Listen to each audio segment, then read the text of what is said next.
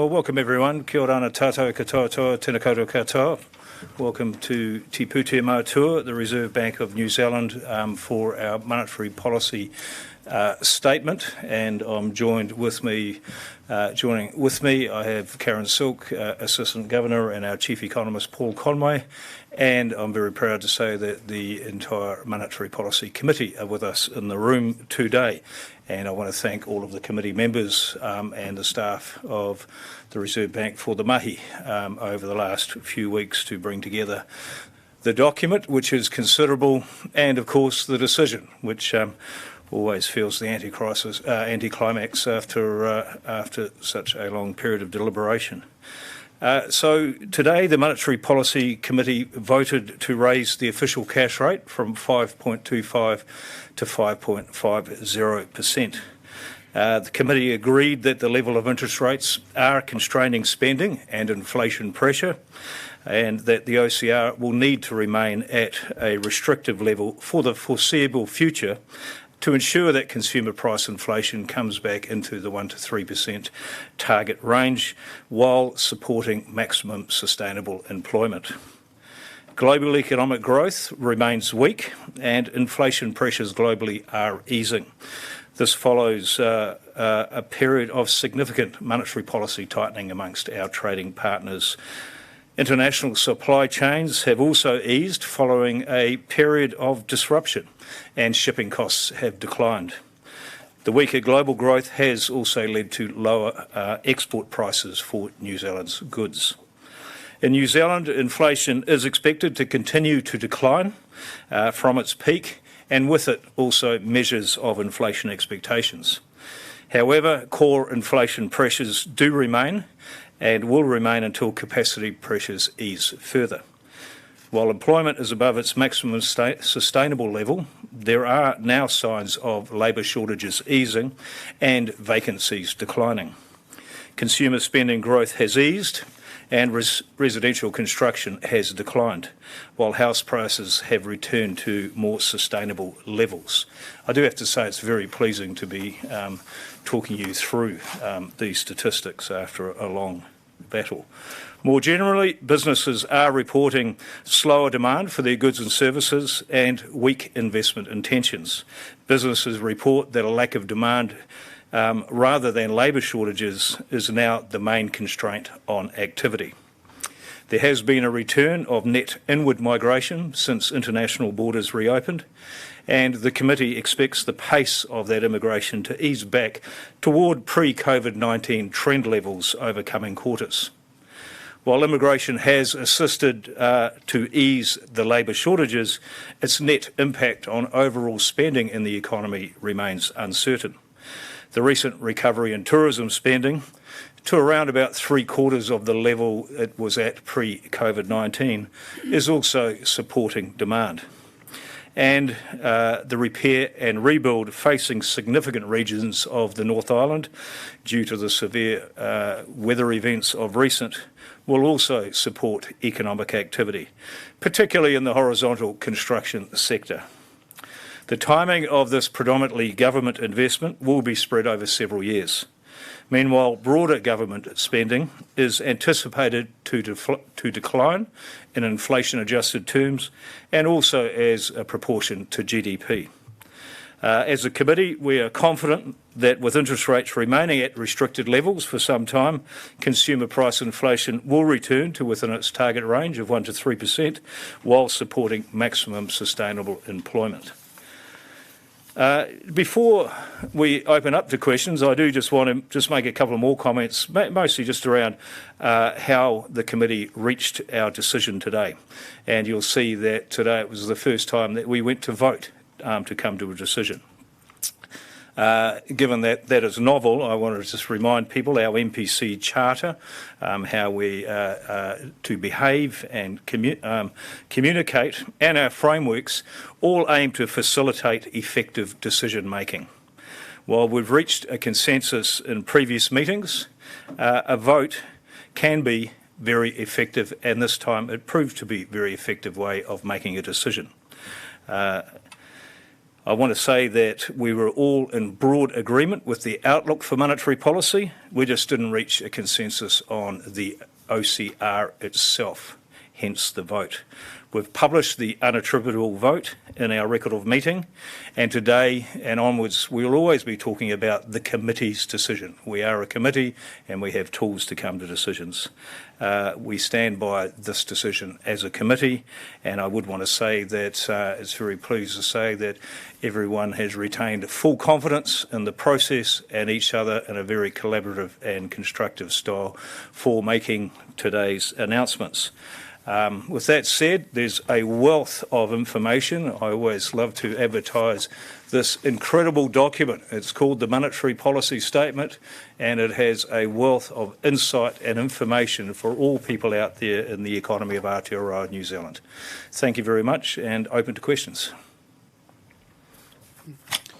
Good afternoon, Governor. I was wondering if you might be able to go into a little bit of detail about how much impact last week's budget had on the committee's decision. There have been a number of commentators that said it was more expansionary and more spending than had previously been anticipated. So how did that frame the committee's discussion and decision? Yes, thank you, and very good question. I'll remind you the record of the meeting, which is in the Monetary Policy Statement. We do go into all of the issues we talked about and the balance of risks and then the decision making. And in there you'll see discussion on the recent fiscal policy decisions. The most important thing, and really the only relevant thing for monetary policy, is that the outlook for fiscal spending is contractionary on demand. And that is what is factored into our outlook ahead. Yes, there is an increase in government investment for very obvious reasons, mostly driven by recovery through the cyclone period, but broad government spending, once you add government consumption, is actually declining as a proportion of GDP throughout the forecast period. So just to follow up, are you able to specifically talk about the short term? I understand the long-term forecasts, but the short term, are you able to go into more detail about that? This budget.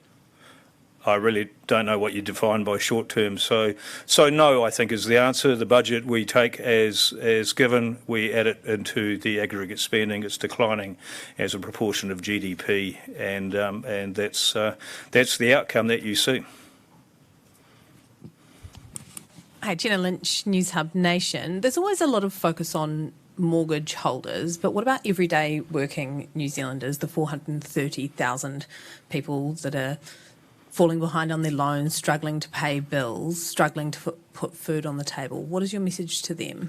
Our message to them is that inflation is no one's friend. And it is inflation that is causing the most significant economic challenge at present to all New Zealanders, and our job is to return inflation back to its 1 to 3%.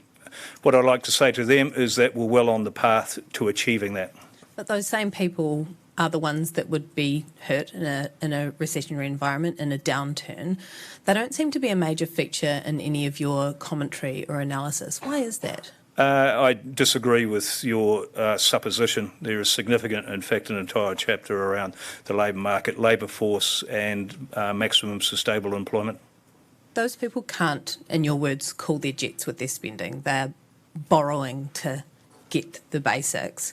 And what they hear from you is that what we're seeing is what we're hoping to observe. Do you feel like you're in touch with the pain that people are feeling right now? I don't know that comment.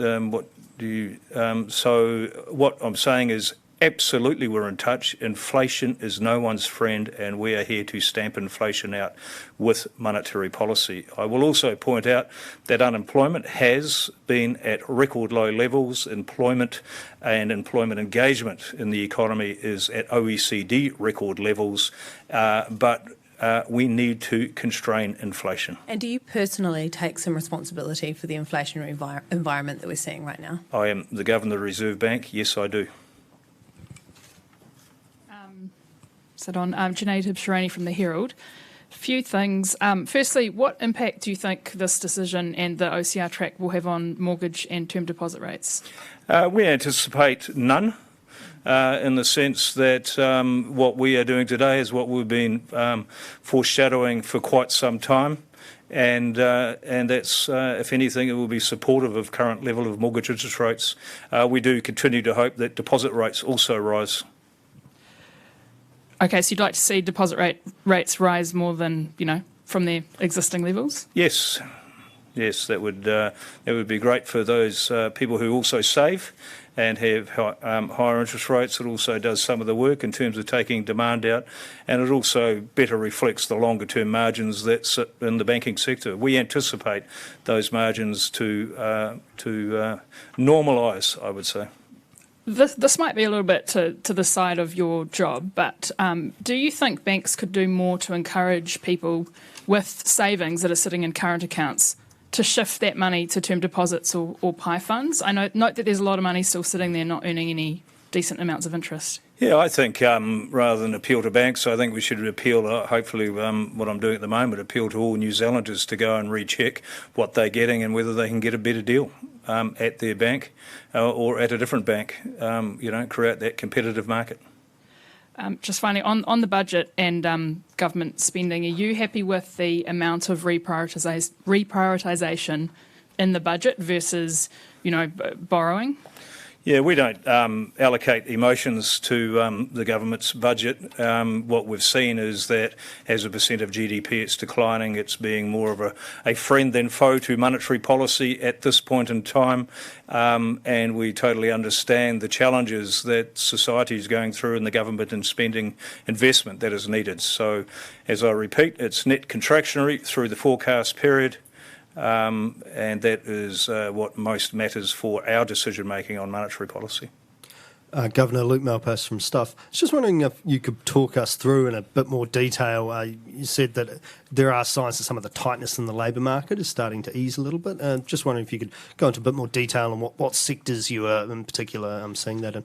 Yes, and thank you. And there is, and I'm going to pass over to our Chief Economist, Paul Conway, just to chat through the array of indicators of maximum sustainable employment. You'll find a graph in the monetary policy statement somewhere. I can't find it, but I'm sure you can, on which indicators, I think across the board, almost all of those indicators are softening. In terms of the industries that are softening more so than others, can I refer you, Luke, to the Chapter 4, where we have a good look at what's been happening in tourism-exposed sectors, and you can see ones there that really have declined with tourism and are kind of bouncing back, and ones that have been more steady on the way through. And just for the record, it's figure 2.22 in the monetary policy statement to all those out there reading it as we speak. And we've seen significant shift in the vast bulk of indicators back towards what I would call a less stressed labour market situation, and especially with regard to the forward indicators. One of the most pleasing graphs or reports came through from business, as I mentioned in the opening statement, that it's no longer labour shortages that are constraining activity as their number one problem. It is actually demand. I should also add that the labour market tends to lag, like those indicators tend to lag what's happening in product markets. Giles Beckford from Radio New Zealand. I know you're too humble to hang the mission accomplished banner outside the front gate here, but your forecast track for the OCR implies no rate cuts before basically the beginning of 2025, with inflation only coming down into the target band in 24. Inflation has been stubborn in some particular areas. What's your approach going to be if it remains stubborn? Longer OCR at this level, or possibly another hike? Yes, so great question, thanks, Giles. And the length, or the foreseeable future length for the official cash rate view really does relate to that persistent part of what we'd call core inflation. We know monetary conditions are constraining activity. It's just how long they have to keep constraining activity to get that last part of the core inflation out. We've seen declines in headline inflation. We've seen small movements of decline in core inflation. We've seen inflation expectations coming off, but being a cautious central bank, we are foreshadowing keeping a restrictive monetary policy for some time. Dan Brunskill from Interest.co.nz. Lots of economists looked at the migration numbers and said this would be inflationary, therefore rates need to go higher. You've taken a different view. Why do you think migration's not going to be inflationary? We discuss it in the document. The first thing around it is the number one capacity constraint in the economy has been people, access to people to work. And so the immigration has certainly eased that, and the immigration has been really a large part about having the door banged down on the immigration office to say we need to bring people in, and likewise people wanting to come in. And so we're seeing that work through, and some of the indicators that we talked about in the labour market reflect that, and business talks and business reports, we get it fed back a lot that it's no longer about access to labour. So that is easing. Going forward, a big part of the immigration we've seen has already happened. And again, there's graphs and documents in there over the last 12 months. I think it was plus 64,000 net inward migration into New Zealand. We just see that level will start to trend back towards what we call the pre-COVID trend level of net immigration, which is still a strong number, around a plus 35,000 per annum number. But the big surge has happened and is already behind us, and our projection is that surge eases off. A lot of pent-up demand, a lot of wanting to revisit Aotearoa New Zealand, wanting to come here. So a lot of that working its way through. And a big part around migrant visas, those who may be picking those up are already here in New Zealand, so it's not new. And if anything, given the level of aggregate spending and dividing it by even more people who are actually in the country, shows just how restrained consumer spending has been. And if I may ask a tangent question, you flagged the debt ceiling potential crisis in this document. How are you thinking about that risk, and how could it impact New Zealand? Yeah, sure, I'll answer that. So it's obviously a matter that something that we're monitoring closely. It's fair to say we're not experiencing any real effects today. Should it become a significant issue, though, our concern is going to lie in the management of any spillover effects in the financial system. So financial stability is obviously a core focus for us here. We have the tools available to deploy if we need to resolve any market functioning, and in particular liquidity. We're also actively engaged with banks existing within the system today and understanding any direct impacts that it would have from a stability perspective on them as well. So it's a bit hypothetical if you want to think about that today. It's something we're monitoring, and we really see this, at least initially, if something were to happen, it's a market functioning, and we're ready for that. Governor Bernard Hickey from the Kaka. Kia ora, Bernard. You mentioned the vote and the prospects of either keeping the official cash rate steady or taking it up 25. What do you think were the factors that might have shifted the balance to the 25? Yeah, a great question. Sitting in there with it, I know it sounds really nuanced. The vote was on 0 or plus 25, but all of the committee were comfortable with the forward path that had interest rates hovering around 5.5%. So even those who were thinking, let's hold, there was still that tightening bias. Why? Really just about the desire to wait and see how some of the monetary policy may feed through and whether another hike was or not justified.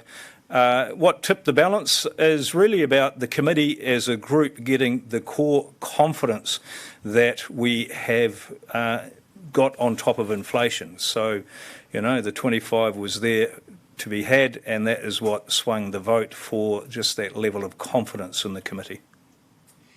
And at the last monetary policy statement, I asked about the role of margin expansion in inflation.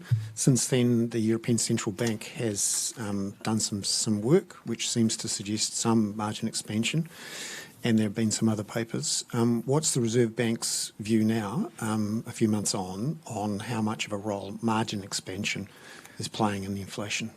I'll say two things and let Paul talk about his challenge on the research there. The first one is the data remains as poor as ever, and the second one, I think it's about all even between labour and profits, wages and profits around the underlying pressure for inflation. Have I stolen everything? That pretty much covers it. I could probably add a few details. So we have had a good poke at the data, Bernard, just to be sort of up on the risks of a profit sort of price spiral. At the aggregate level, we don't see any evidence of an increase in profits feeding into inflation. So, it's an increase in profit. So it doesn't rule out, the possibility that there are markets in New Zealand that do suffer from a lack of competition and where profits, may be above sort of normal levels. But we haven't seen that increase at the aggregate level. And to the extent that there are markets suffering from a lack of competition, it's the Commerce Commission that are into that sort of space. I kind of, I think of it, it's exactly symmetric, wage price spiral, profit price spiral. We need to keep an eye on both. And actually across both of those, we're not seeing much evidence of those kind of second round effects at the moment, which is, one of the reasons why we've got a bit of confidence that we're getting on top of inflation and that we'll see significant declines in inflation going forward. Lucy from Reuters. I'm just wondering, we're starting to see some green shoots in the housing market. How concerned are you guys about the idea that maybe house prices have reached the bottom of where they're going to go? Would you like to see them go further? Are you expecting to see any rises in the coming months? Yeah, again, great question. I'll say one thing is I'm certainly far more comfortable now that I know there's a lot more people in the country. So the net immigration story has been very quick in coming and helps explain aggregate demand and of course for housing, places to live. We now have a smaller peak to trough decline in our projections for house prices. I think we have them, rather than the 20+%, we've got them pulling up at a 17% decline. There's still a bit to go from, I think we're down at about 14 or something. But the even better news is we are no good at forecasting asset prices. So, all we know is that house prices are now much closer to their sustainable levels, and sustainable levels are not affordable levels. The sustainable levels are the levels at which we can better explain through the demand and supply, the rent versus buy, the invest in a home versus alternatives, the fundamentals. House prices are now much better anchored towards those. So that is a pleasing situation. The committee said that they agreed that neither decision would cause unnecessary instability in output, interest rates or the exchange rate. Do you want to just talk about why it wasn't worth just holding the cash rate and seeing what happens for the next 6 weeks and then making the move then? Yeah. So I think that's just going back to the question that Bernard was asking about the vote. I've always reminded of a previous governor of the Bank of England who said if making the decision where to go next, if that is very difficult, it means you're probably in a not a bad space right now. And so, it was a very difficult decision. Do we wait and see what's happening, or do we just move a bit more and have that additional confidence? And it really came down to the additional confidence of the majority of the committee, and we all respect that. So there was no one swing variable. Tom Pulistraker from Staff, just a couple of questions. The two members of the committee who voted against this decision, are they available to take questions on their decision today or at a future date? You are so clever but wrong, Tom. You know the answer, don't you? I don't know. We have a charter, and you should do, because we told you this exactly last time. We have a charter, and the charter is that votes remain unanimous. Not unanimous, sorry, votes anonymous. Anonymous. So, we vote, and that stays within the committee. But I'll also repeat that all committee members are always welcome to speak once the initial market excitement's out of the way, and I know that you've interviewed a few in the past.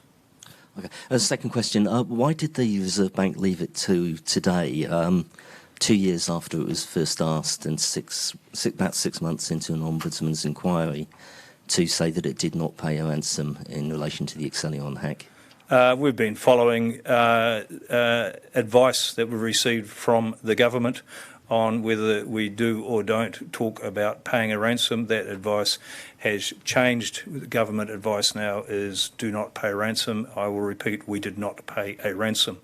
What prompted the urgency today? We have had a monetary policy statement briefing, and the headline of the Post was your story, saying that we're trying to hide from it.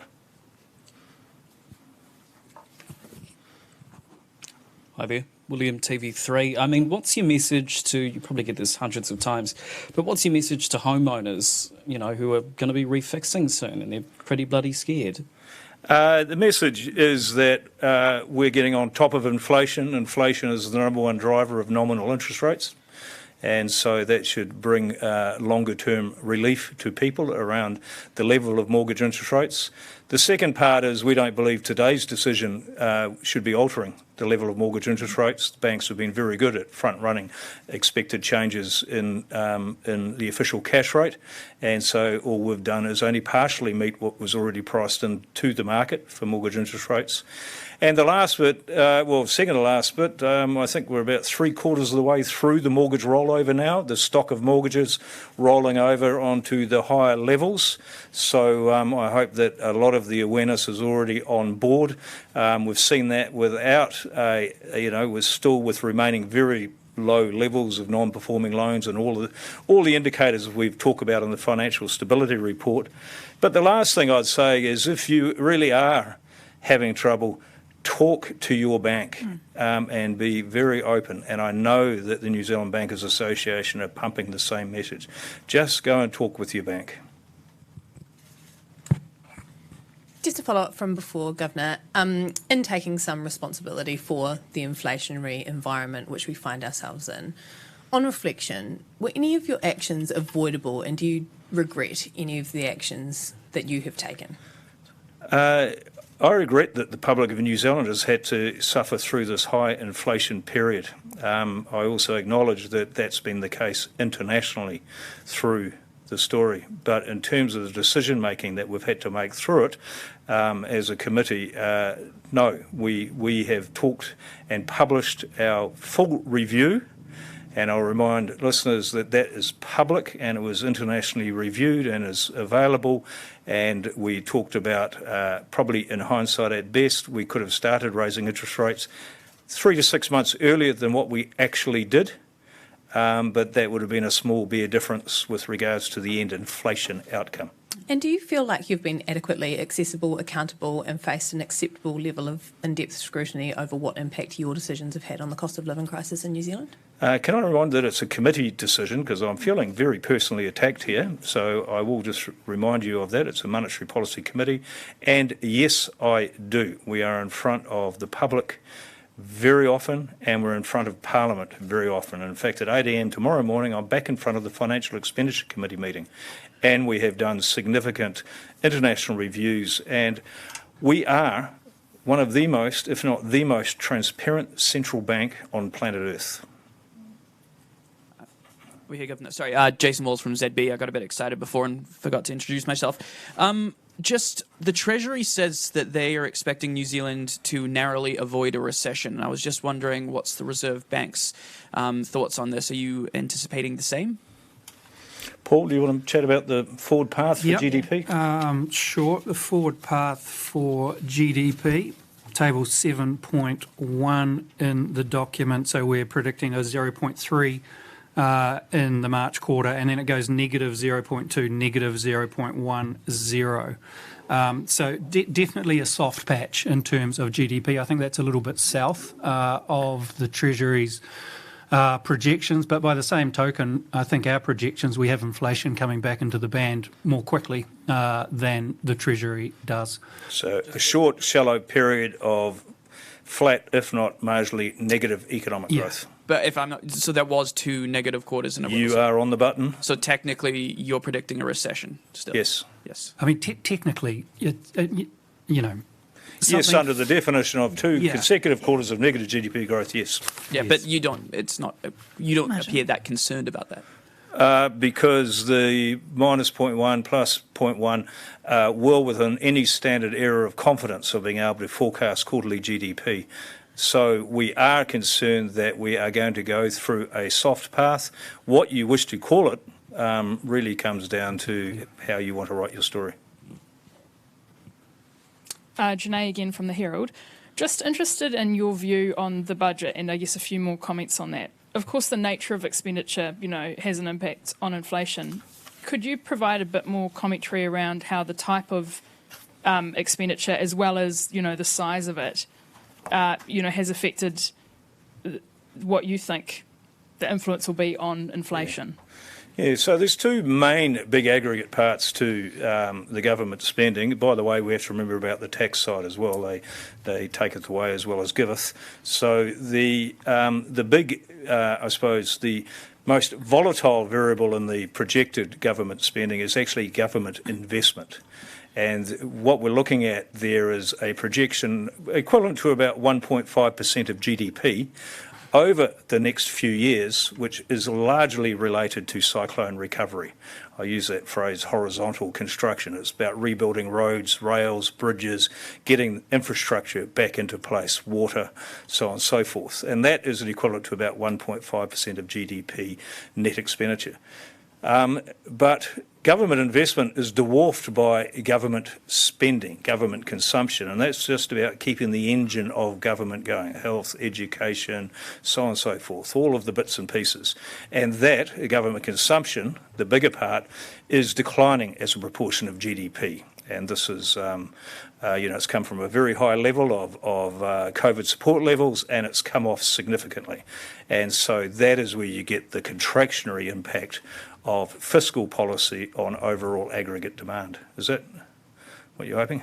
Sure. I mean, I guess the word contractionary can be confusing for people because it's relative, right? So it's contractionary compared to a period of unprecedented expenditure. It means it's not putting net upward pressure on inflation. In fact, it's putting net downward pressure. Have I said that correctly? It's disinflationary. Yeah. Hi, Matthew Brockett from Bloomberg. Just another quick question about the OCR track. Your peak is obviously a little lower than what the market was expecting or looking for. And I'm just wondering if there was any concern on the committee about what that might signal to markets, whether they could get ahead of themselves and start pricing in rate cuts sooner than you want to see them happen and engineer some sort of a monetary easing. Yeah, I'll take that. The track reflects the underlying beliefs and assumptions that we have been talking about today and how that plays out in terms of the track. It also reflects the belief that the committee has that we need to hold those rates at that level for longer. It is no different to the track that we have shown since probably November last year, so well signalled to the market. The market expectations changed, and the market expectations are a reflection of their own position in relation, it would appear, to both the immigration numbers and also their interpretation of the budget as well. So the market will do what the market will do. That is a reflection of our position. What I'm very proud to say is the level of confidence in the committee about our starting point. Yeah. So whilst we've seen and always talk about new things that are arriving in the economy, it's quite nice to see some of the things we were hoping would already be here actually be here. And that is about the lower surprise on GDP, the decline in inflation, and all of the indicators that suggest that the interest-sensitive parts of the New Zealand economy are yielding, are slowing, and inflation pressures coming out. Yes, there are many other things in the future that we can also be concerned, but I would say that is the core confidence that the committee has. Yeah. Matthew, I just have one more thing just in relation to mortgage rates. Our belief is that the position that we have put forward today continues to underpin those mortgage rates, and that's the position we're looking for moving forward. Dan from Interest again. Just a quick follow-up on the recession. The message from the Reserve Bank has previously been taken to mean a recession is required to bring inflation under control. Now you're forecasting a recession so shallow it might not happen at all. Is your view now that we don't require a recession per se? I love the dangerous sound bites because that's what sells a newspaper and media and the click. What we've always said and what we say over many, many pages rather than a sound bite is that demand in the New Zealand economy needed to slow. And it needed to slow to at least match the ability of the economy to supply that demand. What we're seeing is that demand slowing to match supply now, and that's where we're very pleased that that's coming on. Whether that means a plus 0.2 or a minus 0.2 GDP is 3 to 4 quarters ahead is in the wind. It meant that we need slower spending, and we're seeing slower spending, and that is giving us the confidence that monetary policy is doing its job, which should give all of the householders confidence that inflation is easing and mortgage interest rates are peaking and so on and so forth. That is our job. Governor, you said last year that the economy needed to cool its jets. Do you think that this monetary policy statement demonstrates that we have cooled our jets? Yes, I think so. I mean, one of the more exciting graphs amongst the many exciting graphs in there was just the high-frequency electronic card spending. In nominal terms, it's going up. You adjust it for inflation, it starts to fall, and you divide it by the number of people spending, and it plummets. So, that shows that, and that's even with more people in the country and the tourism spending and so on. People are cooling their jets, and they are having to meet other payments. And just thinking a bit longer term about productivity and longer term inflation pressures, we've seen this migration surprise, population growth surprise in the last 6 months or so. I notice in there's a chart showing government investment in infrastructure, the long-term investment actually curves downwards over the next 5 or 6 years. Do you think that enough is being done in the underlying infrastructure, the workings of the economy, investment, to ensure that we get the productivity growth that would keep inflation low in the long run? So I'll go to one of our New Zealand gurus on productivity. Inflation can always be low and stable around any level of productivity. It just means what level of economic growth can we afford. And so, higher productivity, we can afford higher growth without it being inflationary. So it's not so much a challenge for monetary policy, but it certainly is a challenge for the wealth of people in the country. And we remain a capital shallow nation. And Paul, your moment. Yeah, we are a capital shallow nation. There's a myriad of influences that impact on productivity. So, as you know, Bernard, I've written about this plenty. There's a lot of reasons why we're a low productivity economy. I think there is a pathway out of that for New Zealand, especially the way technology is evolving. I think that's partially up to the private sector and partially up to the public sector as well. From a monetary policy perspective, we sort of don't bank on the supply side coming to the rescue. Our demand, our tool affects inflation, but yeah, a faster potential growth into the future would, at the margin, make that balancing act a bit easier for us. Not to mention increase wealth, prosperity, and well-being in the economy. Cool. One last question, or are we done? It looks like we're done. Thank you very, very much. And again, thank you, Monetary Policy Committee, for all of your hard work over X weeks, and the economics team of Te Pūtea Mātua. Please read, please enjoy, please absorb. Kia ora. Me take mata.